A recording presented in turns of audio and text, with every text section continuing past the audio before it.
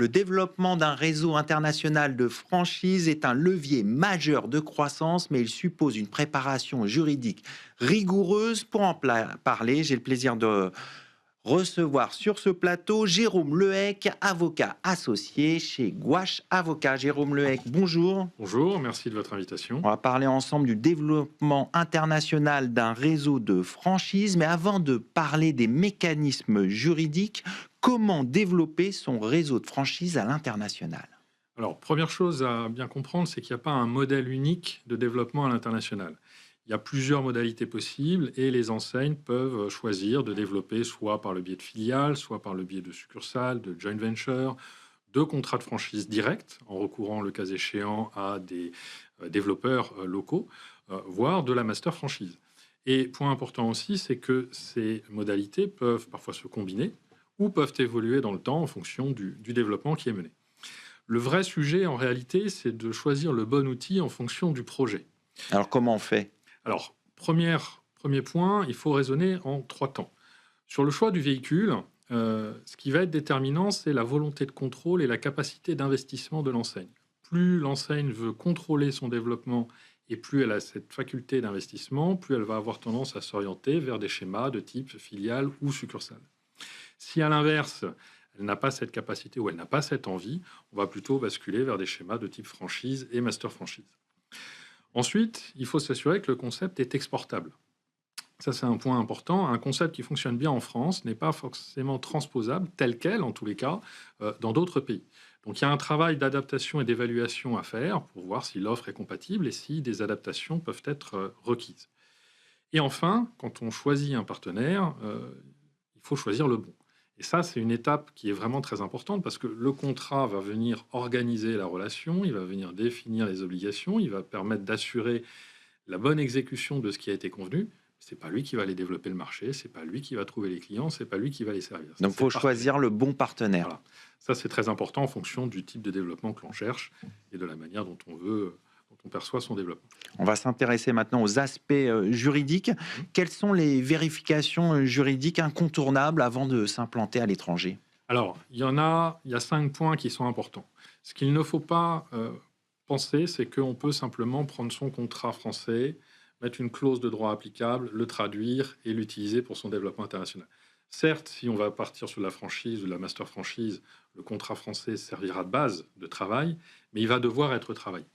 Sur les premières vérifications à faire très importantes, c'est le sujet de la marque. Il n'y a pas de contrat de franchise sans une marque valable et protégée. Or, la protection d'une marque est une protection territoriale. Donc, quand on va dans un autre pays, premier réflexe, c'est s'assurer que notre marque est protégée ou pas. Si elle ne l'est pas encore, est-ce qu'elle est disponible et est-ce qu'on peut l'enregistrer? C'est une vérification qui doit intervenir assez en amont parce que les processus d'enregistrement de marque peuvent parfois être un peu longs. Alors, en tous les cas, pas forcément très long, mais ça peut prendre quand même quelques mois. Et donc, c'est le premier point anticipé. Anticiper et faire des recherches d'antériorité. Exactement. Le deuxième point, c'est le choix de la loi applicable et des modalités de règlement des litiges. Donc ça, c'est un point qui doit se faire assez en amont. Là-dessus, j'insisterai sur un point pratique en lien avec les opérations de distribution, c'est qu'il y a évidemment le droit applicable au contrat cadre, qui est le contrat de franchise, mais il faut aussi s'arrêter sur les contrats d'exécution, notamment s'il y a des approvisionnements, des ventes qui vont intervenir. Est-ce que notre clause de droit applicable et notre clause de choix de tribunal ou d'arbitrage s'appliquent aussi à ces contrats ou pas? Il faut éviter là des risques de contradiction. Troisième point, et ça c'est un volet qui est très important, c'est l'adaptation du contrat aux règles de police locales. Pourquoi c'est important? Alors parce que on peut choisir le droit applicable au contrat qui va régir du coup, la relation entre les parties au contrat, mais votre franchisé, votre master franchisé, il va intervenir, lui, dans un cadre qui va être applicable à ses opérations quotidiennes. Et donc là, il y a un certain nombre de règles qui peuvent être d'ordre public et qui peuvent trouver à s'appliquer et qui pourraient heurter des stipulations contractuelles, c'est-à-dire empêcher la mise en œuvre d'obligations qu'on aurait prévues parce qu'elles ne sont pas adaptées, ou venir présenter un risque de sanction si elles sont contraires à une règle d'ordre public. Donc il y a des adaptations pratiques à prévoir, par exemple les documents, en quelle langue est-ce qu'on les remet, qui se charge des traductions.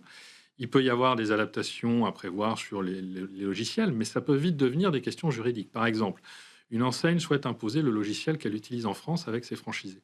Si ce logiciel n'est pas conforme aux réglementations comptables et fiscales locales alors qu'il permet de faire la facturation, on va se heurter à une difficulté pratique et à un risque d'engagement de responsabilité du franchiseur.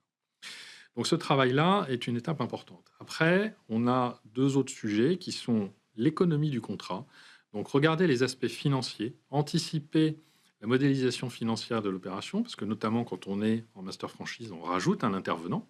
Donc il faut que chacun puisse gagner correctement sa vie. Et dans ce Bien cadre-là, sûr. à l'international, ce qui va être déterminant aussi, c'est l'existence possible de redevances et de retenues à la source sur les redevances qui peuvent être perçues par le pays du franchisé ou du master franchisé. Donc, est-ce qu'on a une convention applicable? Est-ce qu'on les a anticipées? Est-ce qu'on a la faculté de récupérer ces retenues à la source pour éviter de biaiser le modèle financier? Et puis, il peut y avoir, notamment hors de l'Union européenne, des questions de réglementation d'échange qui peuvent venir, du coup, réglementer les modalités dans lesquelles le distributeur local, le franchisé local peut vous payer en tant que franchiseur. Et donc, ça peut impliquer des formalités particulières, ça peut impliquer parfois des autorisations pour certains types de paiements dans certains pays. Et donc, ça nécessite des adaptations. Par exemple, on ne prévoit pas dans ces cas-là des prélèvements automatiques parce qu'on ne pourra pas les mettre en place. Et dernier point, très important, le droit de la concurrence, puisqu'on est sur des contrats qui touchent à des sujets qui sont appréhendés par le droit de la concurrence, quand on a des clauses d'exclusivité territoriale, des clauses qui régissent les ventes Internet, ce sont des sujets qui sont abordés, qui peuvent donner lieu à des sanctions lourdes, et donc il faut s'assurer que ces sujets vont être traités localement. Le conseil pratique, c'est d'être accompagné par son conseil dans son pays d'origine, mais c'est de s'assurer qu'un conseil local, un avocat local, va faire une relecture du contrat au regard du cadre réglementaire local pour s'assurer qu'il n'y a rien qui va entrer en conflit, qui empêcherait une mise en œuvre ou qui présenterait un risque de sanction. Et qui soit bien adapté justement Exactement. au pays en question. Donc on voit qu'il y a de nombreuses questions juridiques. Vous avez abordé le master franchise tout à l'heure. En quoi c'est un levier d'accélération? Alors, la master franchise, pour le redéfinir très simplement, c'est en fait confier le développement d'un territoire à un partenaire qui va, quelque part, jouer lui-même le rôle de franchiseur. C'est-à-dire qu'il va être chargé de recruter des franchisés sur le territoire qu'on lui a confié, de signer des contrats avec eux et d'animer le réseau. Donc, on a 2 niveaux contractuels. On a un contrat entre le franchiseur et le master franchisé, et ensuite les contrats entre le master franchisé et les franchisés. Donc, ça permet de décharger l'enseigne de l'aspect de développement et de l'aspect d'animation quotidienne du réseau. Donc, c'est en cela que, opérationnellement, on va s'appuyer sur quelqu'un qui va nous décharger de ce travail-là, et on va s'appuyer sur quelqu'un qui connaît très bien le marché dans lequel on souhaite se développer. Et donc, on va gagner du temps. Évidemment, si un franchiseur souhaite faire de la franchise directe, il le peut, mais il va peut-être pas aussi bien connaître son marché, qui sont les acteurs, quelles sont les adaptations éventuellement à apporter, qu'un master franchisé. Donc c'est un premier levier. Et le deuxième levier, c'est un levier financier, parce que dans ce cas-là, évidemment, le franchiseur n'a pas les investissements à engager pour le développement, n'a pas engagé les investissements pour l'ouverture des points de vente. Alors, ça ne veut pas dire qu'il n'y a pas certains investissements à avoir du côté du franchiseur. Parce qu'il doit quand même, évidemment, accompagner son master franchisé. Donc, il faut s'assurer qu'il ait à minima des personnes qui soient capables de l'accompagner, de le contrôler, de l'aider. Et puis, il peut y avoir aussi la mise en place d'une organisation d'approvisionnement quand on est dans de la distribution de produits.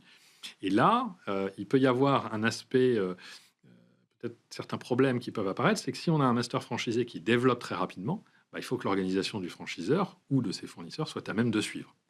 On va conclure là-dessus. Merci Jérôme Lehec. Je rappelle que vous êtes avocat associé chez Gouache. C'est la fin de ce Lex Inside. Merci de votre fidélité. Restez curieux et informés. À demain sur Be Smart for Change.